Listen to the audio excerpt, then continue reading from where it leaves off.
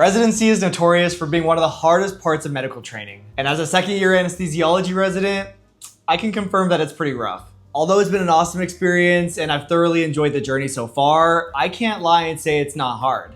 The stress, the sleep deprivation, the long hours, the call shifts, and just feeling like you don't have control over your time. If you guys have been watching my weekly vlogs, then you know I can go on and on about how residency has been challenging so far. And with all these responsibilities and demands on my time, I've honestly had moments where I feel pretty burnt out. With all that said, here are 5 tactics that I use to avoid burnout in residency. For those of you guys who are new here, my name is Sean Anderson and I'm a second-year anesthesiology resident based in San Diego, California. Let's start off by talking about prioritization and focus. One key aspect of burnout is feeling like you're not in control. As a resident physician and content creator who definitely tries to have a life outside of medicine and outside of YouTube, I have a lot of demands on my time. And when you're constantly being pulled around, it's very easy to feel like your schedule is in control of you rather than you being in control of your schedule. This is why it's been helpful for me to figure out where my priorities are and where I need to be focusing. I try to focus on 1 or 2 most important things that I need to accomplish each day and then work on them one at a time. This way I don't feel overwhelmed by this ever-growing list in front of me. If I'm pre-oping patients for tomorrow's cases, I'm fully present in the task and getting it done. Same goes if I'm editing YouTube videos or doing practice questions. Now, while we're on the topic of productivity and studying, I want to tell you about the sponsor of this video, Board Vitals. Now, I've talked about Board Vitals a ton of times on this channel before. I use them for step 3 and I'm currently using them to study for my anesthesia basic exam. Board Vitals offers thousands of high quality practice questions with detailed explanations, all curated by experts. Again, I use them for step 3 and I absolutely love them and I really wish I had them for steps 1 and step 2, but I am very glad that I have them again for my anesthesia boards. By far, my favorite feature is the ability to stratify the questions by easy, medium, and hard. It's perfect for someone like me who's still in their CA 1 year and is still working on the foundations of concepts. Because I don't have a lot of experience and I still want to do practice questions, I can start with the easier questions and work my way up. This has helped me stay consistent with doing my practice questions rather than being intimidated by harder concepts. And in general, you should always start with getting a solid foundation and then working your way up. And Board Vitals feedback to your responses and explanations to the questions are super detailed. You can also customize your question bank with testing mode, adaptive mode, tutor mode, and study mode, and that really allows you to study in a way that's best for you. And their tests look like the actual thing, so you're studying in the same user interface that you're gonna have on test day, which I absolutely love. And Board Vitals isn't just for the step exams or for anesthesia residents. They also have question banks for radiology residents, NPs, PAs, nurses, pharmacists, podiatrists, they've got it all. No matter what kind of student you are, I'm sure they'll have a question bank for you. I'll have the link to Board Vitals in the description box below, and you can actually get 15% off using my coupon code Sean. Make sure to check them out. I think you guys will find Board Vitals extremely useful for any exam that you have to take. Thank you so much again to Board Vitals for helping me pass my exams and for sponsoring this video. All right, so the next tactic that I use to avoid burnout is making sure that I set time aside in my schedule for socializing.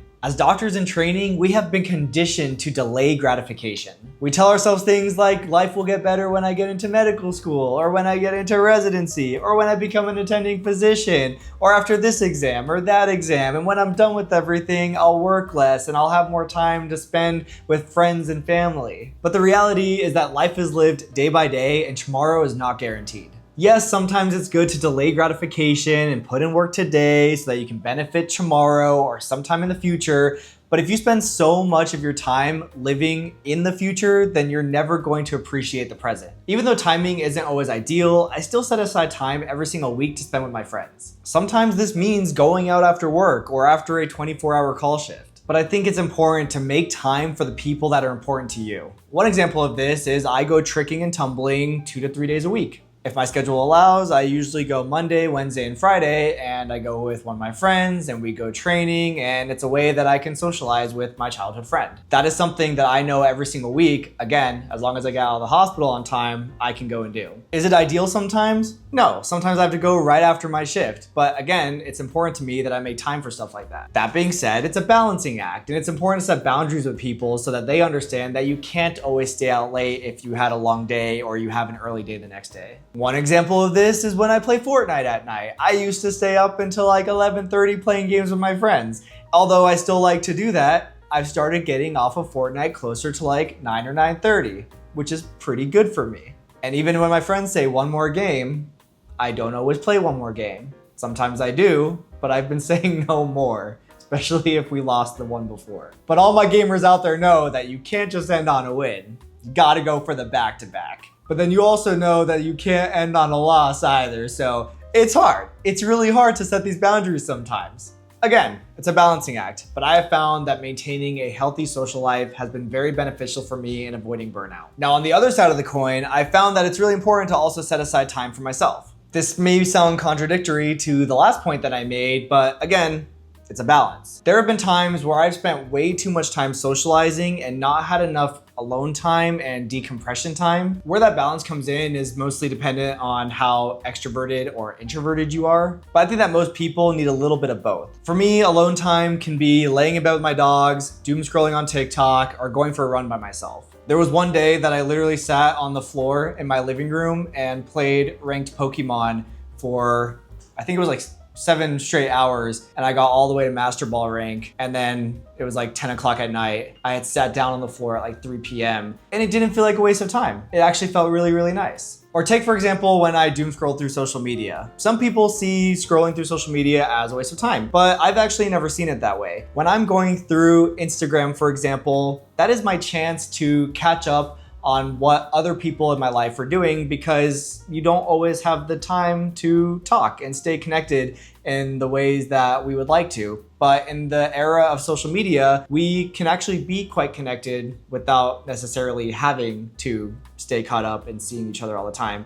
And so one of the things I really like to do is scroll through Instagram at the end of the day and just see what the people that are important to me are up to. That way, the next time I do get a chance to see them, I can ask them about it. And again, it just helps me feel like I'm staying connected with them. Or sometimes you're scrolling through TikTok and you're keeping up with current events or just getting a laugh. Again, I don't think this is a waste of time. I think it's productive, but in other kind of senses of the word. Rest really is one of the most productive things you can do, because if you don't take care of yourself, you can't take care of others. Now, the next tactic that I use to avoid burnout is setting aside time for exercise. There is extensive research that supports a negative correlation between exercise and burnout. This means that the more someone exercises, the less likely they are to experience burnout. And vice versa, the less someone exercises, the more likely they are to feel burnt out. And from personal experience, this is definitely true for me. When I exercise less, I definitely feel more burnt out. Personally, I'm really into running and martial arts tricking. For instance, this past week, I've gone tricking like 3 times, and I even ran a half marathon this past weekend. And then sometimes I dilly-dally with other things like playing pickleball or going to the gym with my friends. And exercising for me is actually a way to double dip with socializing. Whenever I go to the gym to trick or I go running, I'm usually with my friends. And on top of that, exercise is good for you and we should all do it. I literally don't have to be a doctor to tell you that. Now, the last tactic is something that I'm honestly still struggling with and working on,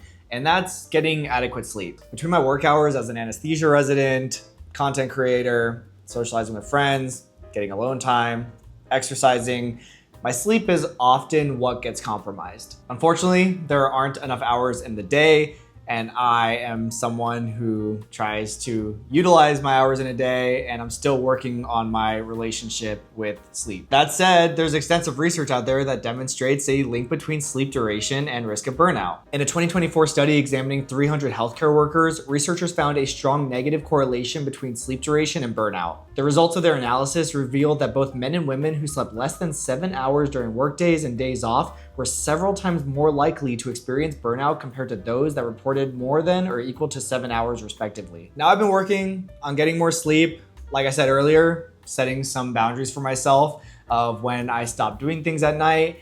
And I've had the goal over the last month or so to at least be in bed by 10 p.m., which might not sound like a big accomplishment. That's pretty big for me, considering before that, I saw midnight as my cutoff time. And so lately I've actually been able to get into bed by 10.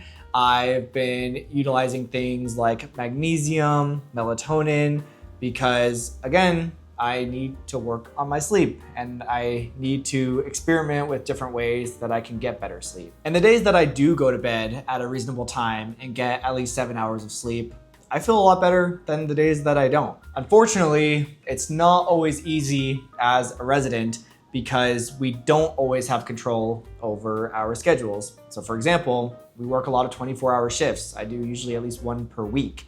And sometimes you can get some sleep during those shifts, but it's often broken. And sometimes you don't get any sleep, which is very difficult. And then you go home and you kind of have to have this battle regarding, should you sleep more and then ruin your sleep schedule for later that night? Or should you push through the day, be tired, and try to go to bed at your normal time? It's a tough thing to deal with, and there's not always a great answer. And because sleep hygiene is difficult during residency, it makes it that much more important that it's something you prioritize. And again, something I've been working on. I've been showing you guys that I've been working on, and hopefully that gets better moving forward. And if I can't get good sleep during the week, I've been at least a little bit better about having slow mornings on usually my 1 day off per week, rather than before, where on my day off, I would try to fill it with a bunch of stuff because I felt like I was missing out on life.